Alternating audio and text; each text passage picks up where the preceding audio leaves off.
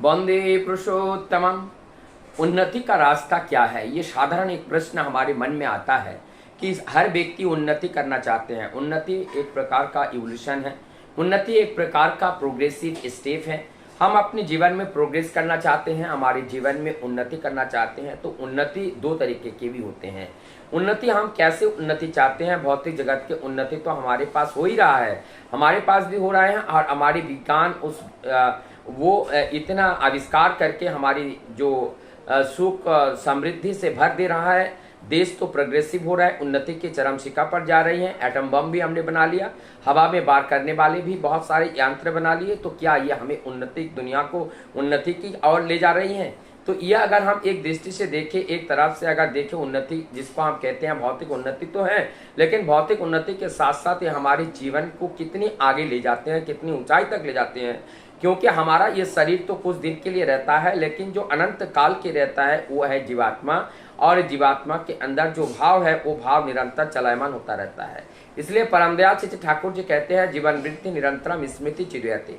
ये जो मोटो है, ये जो एजेंडा है अब सत्संग का, ये सत्संग का है, जीवन वृत्ति निरंतरम स्मृति चिरयते। हमारी जो सृष्टिवाई चेतना है, जो हम कर्म करते हैं इस शरीर को पा करके, वो कर्म हमारे साथ सूक्ष्म शरीर के साथ वो बना रहता है। और इसके बाद वाले जो हमारा जीवन आते हैं वहीं से हमारा कर्म शुरू होता है।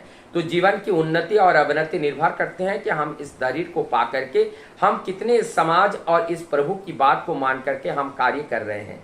अर्थात हम अपने जीवन को कितने गुरुओं के चरणों में अपने को नमन किया, अपने को सिर को झुकाया। जब तक हम किसी नल के पास जाते हैं नहाने के लिए, सिर को ऊंचा करके रखते हैं तो कभी भी हम नहा नहीं पाते हैं। नहाने के लिए सिर को भी झुकाना पड़ता है। ठीक इसी प्रकार से हम अपने जीवन में कुछ अगर पाना चाहते हैं तो पाने के लिए हमें अपने गुरुओं के पास, अपने गुरुजनों के पास, अपने बड़ों के पास, उनके पास अपने सिर को झुकाना पड़ेगा। अर्थात उनके निर्देश को पालन करना पड़ेगा और उनकी बातों को हमें समझना पड़ेगा। जब हम उनके निर्देश को पालन करेंगे, उनको बात को समझेंगे, क्योंकि उन्होंने अपने जीवन में अनुभव के द्वारा उन्होंने पाया है, उन्होंने क्या खोया क्या पाया उन्होंने देखा है। क्या करने से जीवन में अवनति होती है, क्या करने से जीवन में उन्नति होती है, तो वह अपने एक्सपीरियंस शेयर करते हैं। और उस एक्सपीरियंस जो शेयर करते हैं, उस एक्सपीरियंस को अगर हम नहीं लेते हैं, हम अगर कहते हैं कि हम प्रैक्टिकली करके देखेंगे, तो प्रैक्टिकली करने के लिए समय की जरूरत होती है।